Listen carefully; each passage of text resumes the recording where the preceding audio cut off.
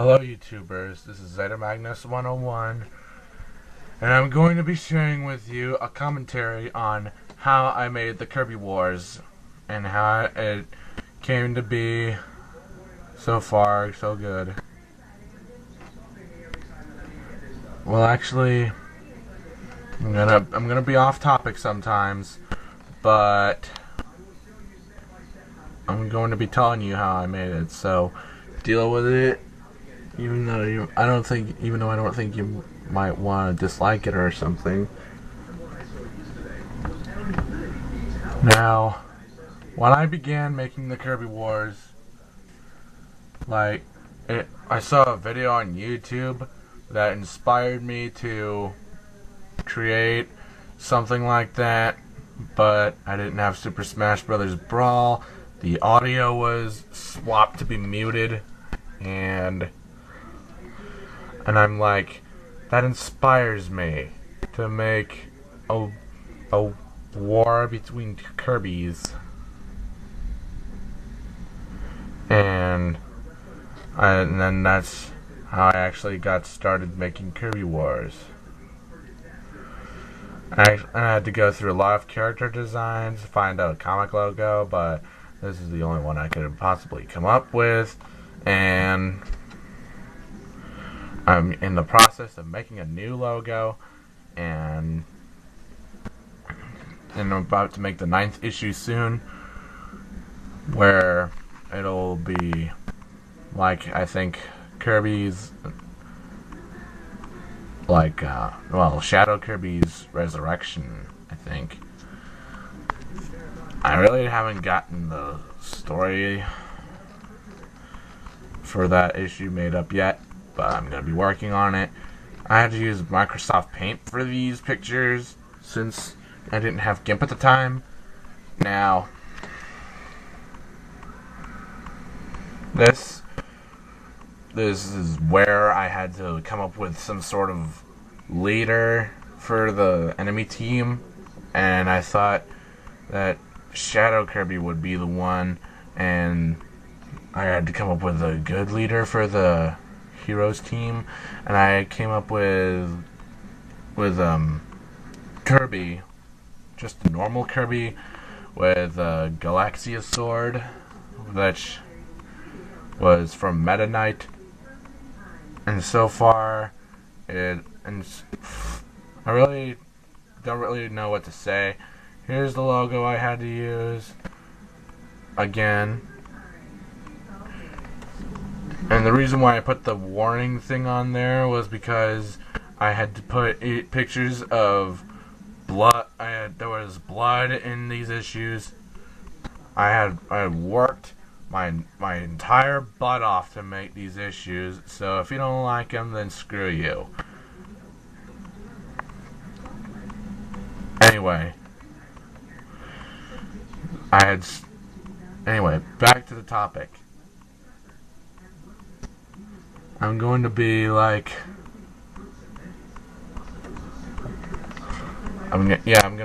just gonna be like, arm hurts.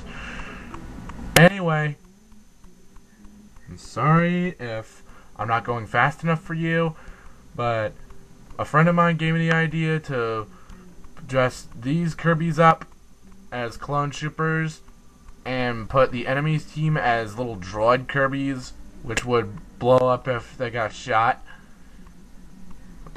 And there was a little mistake right here. Even though it was on Kirby Wars issue 3, I accidentally put Kirby Wars issue 4 in the credits. That was a mistake that I think I had put an annotation on. There's the logo again. He's like, holy crap, who ate my McDonald's? Sorry, just a tiny little burp. Anyway, I started with just character designs, logo designs. This logo I had also done on Microsoft Paint, which of course I still didn't have GIMP at the time.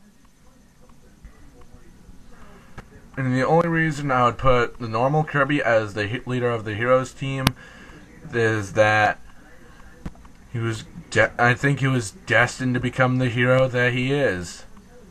In fact, he already is a hero.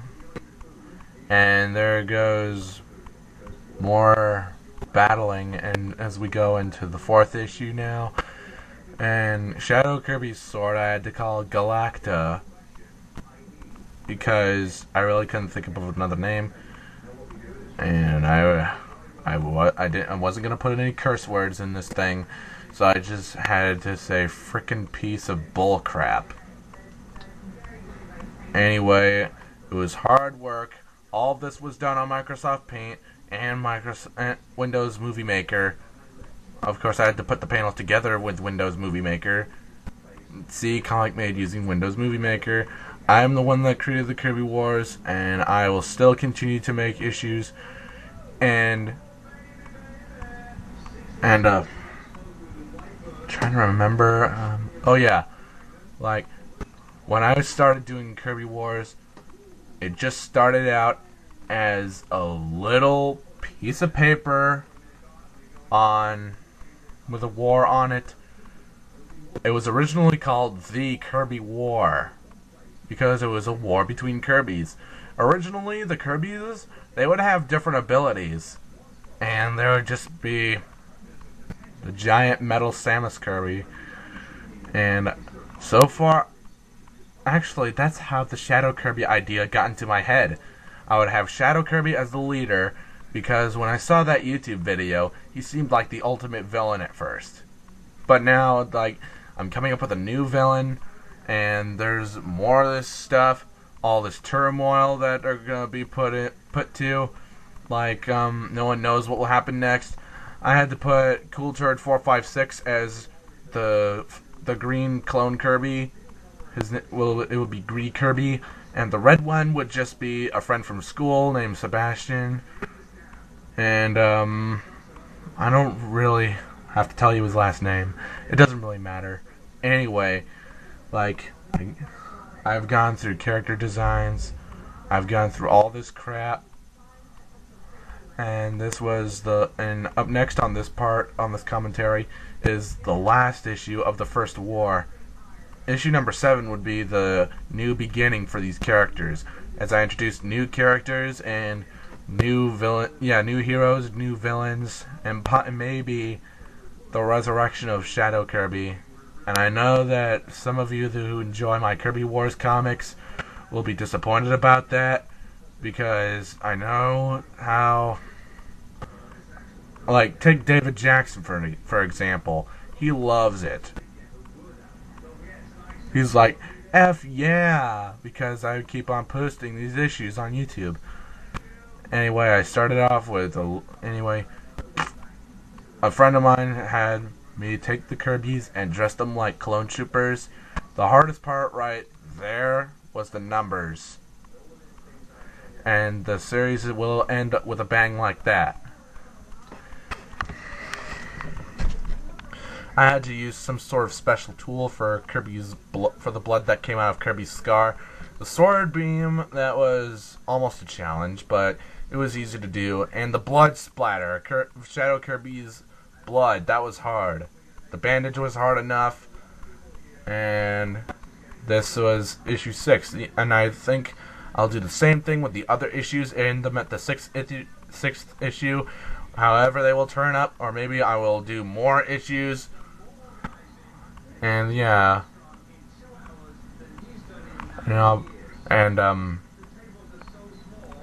some people keep on taking the Kirby Wars idea and making it their own.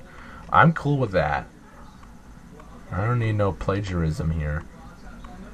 Now here is where we start the new beginning for all these characters. From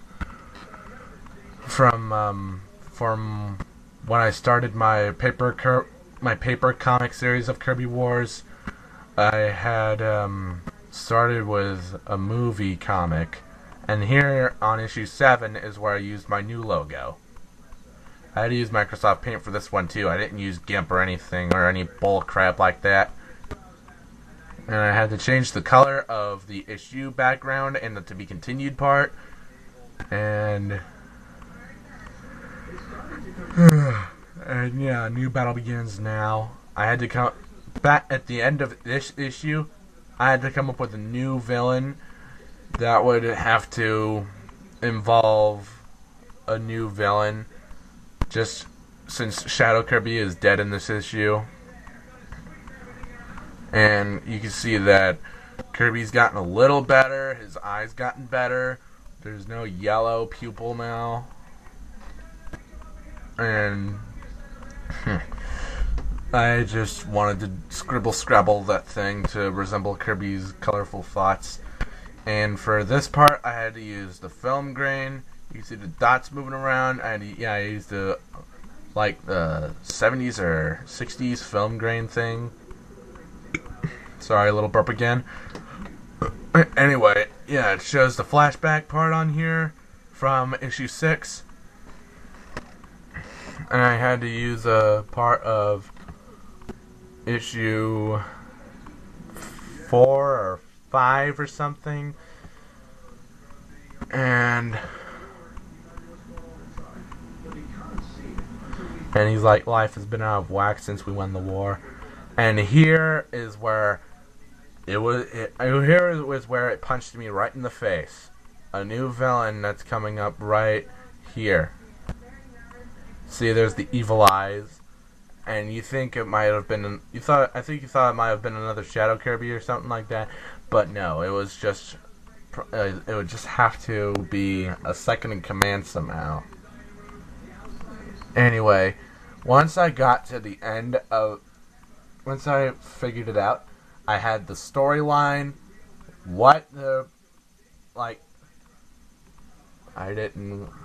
still had to think about how the war was going to begin and how the war is going to end. And finally, when I got to the end of my paper series, I had to come up with an ultimate villain with the same kind of sword, such as Kirby and Shadow Kirby's sword, but I had to name it the Destructo Sword. And here's where we enter the 8th issue that I've put up so far. I'm still gonna be working on the 9th one, and I had to put a feel free to pause and read thing because there was stress under me. And yeah, here was where I had to put in the new second in command Bounty Kirby, and there was a little thing on there that said that from Kirby Wars issues 1 through 6, and here is where we reached the end of this commentary. Master Apocalypto was the new villain's name. I had to think of something, and he would be the final villain that was going to take over the world using these dark matter servants and try and kill both Kirby and Shadow Kirby just to control the world. Well, anyway, it looks like we're still nearing the end of this commentary, but I think I'll see you next time. Bye.